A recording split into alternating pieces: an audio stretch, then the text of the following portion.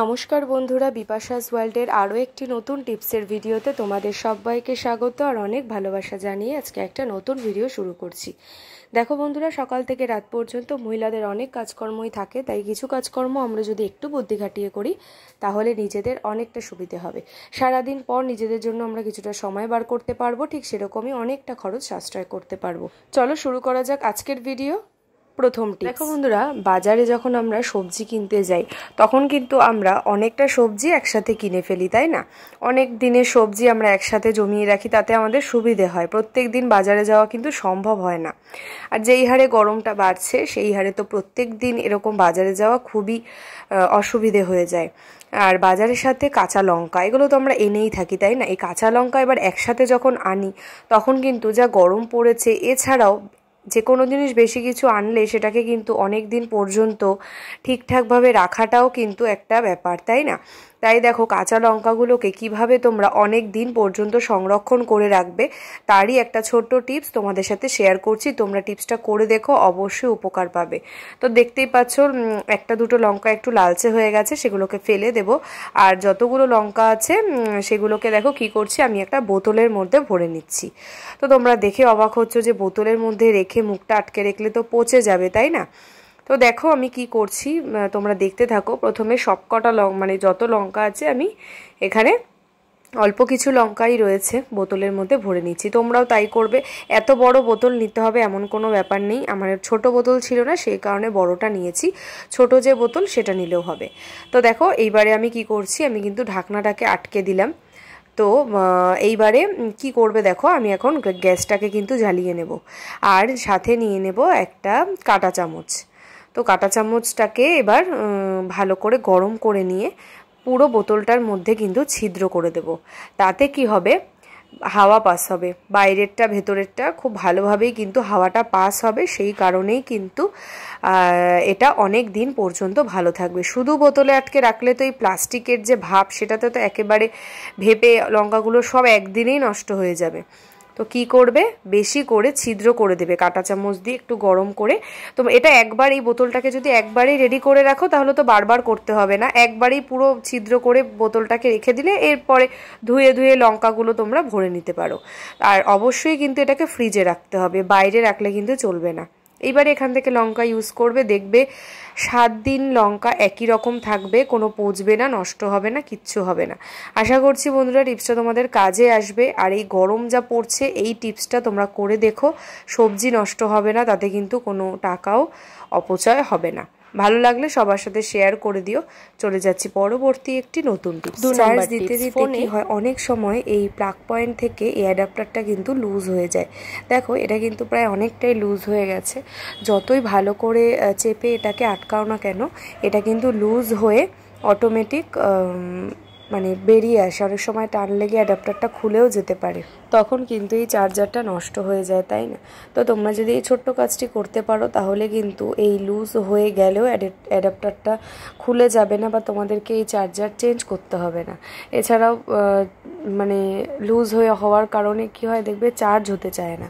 তো কোনো সমস্যা হবে না। কি করবে দেখো, একটা পেপার নিয়ে নিয়েছি, এরকম খবরের কাগজ বা খাতার যে পেজগুলো হয় সেগুলো হলেও হবে।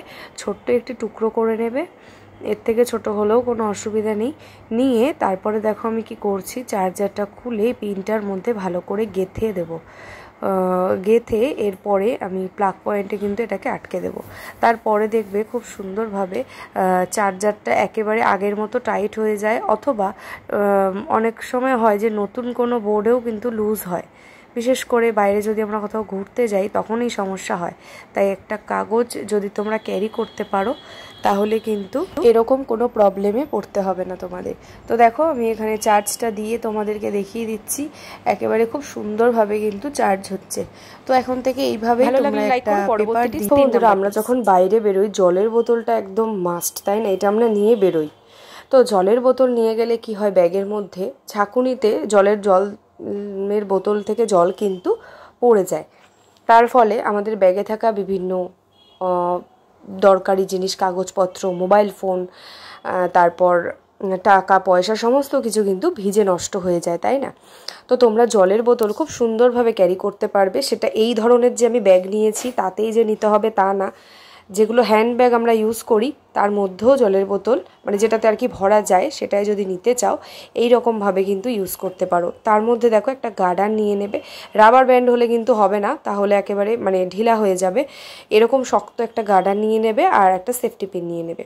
গার্ডার আর সেফটি পিনটাকে ব্যাগের মধ্যে ভালো করে আটকে নেবে, আগে সেট করে নেবে। তারপর কি করবে দেখো, মাপ করে নিলাম যে মোটামুটি এতটা হাইটের বোতল। এবারে ব্যাগটাকে উল্টে নিলাম, উল্টে নিয়ে ভেতর দিক থেকে দেখো ভালো করে সেফটি পিনটাকে আমি সিকিউর করে দিয়েছি। এইবারে জলের বোতলটাকে এই জলের বোতলের যে মুখটা সেটা কিন্তু এই গার্ডারটার ভেতরে আমি ঢুকিয়ে দেব।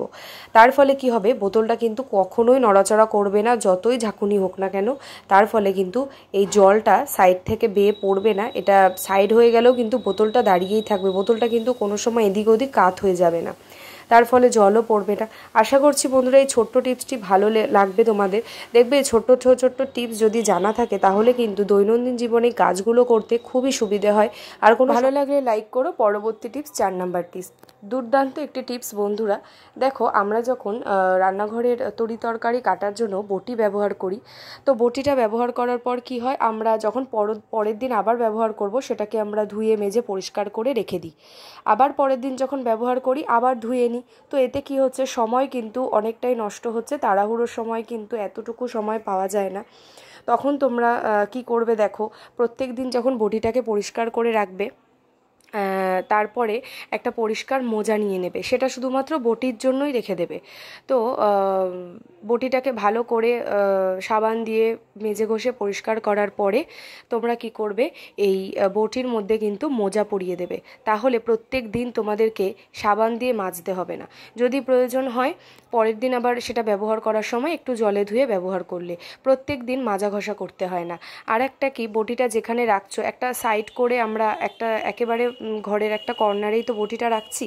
তো কি হয়, অনেক সময় এদিক ওদিক করতে গিয়ে বটিটা তাড়াহুড়োর সময় নিতে গিয়ে পা কেটে যেতে পারে বা হাত কেটে যেতে পারে। তো সেই সম্ভাবনাও কিন্তু থাকবে না, হাত কেটে যাওয়ারও কোনো ভয় নেই।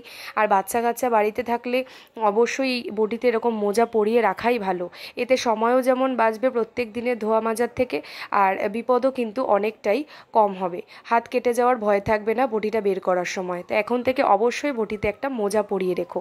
আশা করছি বন্ধুরা টিপসটা তোমাদের ভালো লাগবে। অবশ্যই তোমরা এই টিপসটা একবার ট্রাই করো, দেখবে এর উপকারিতা অনেকটাই ভালো। আজকের এই পর্যন্তই। আর আজকের ভিডিওতে কোন টিপসটা তোমাদের সব থেকে বেশি ভালো লেগেছে সেটা অবশ্যই কমেন্ট করো। কে কোথা থেকে ভিডিওটি দেখছো সেটাও জানিও। আর আজকের ভিডিওটি ভালো লাগলে অবশ্যই বিপাশাস ওয়ার্ল্ডকে সাবস্ক্রাইব করে পাশের বেল বাটনটা অল করে রেখো। আজকের মতন এই পর্যন্তই, সবাই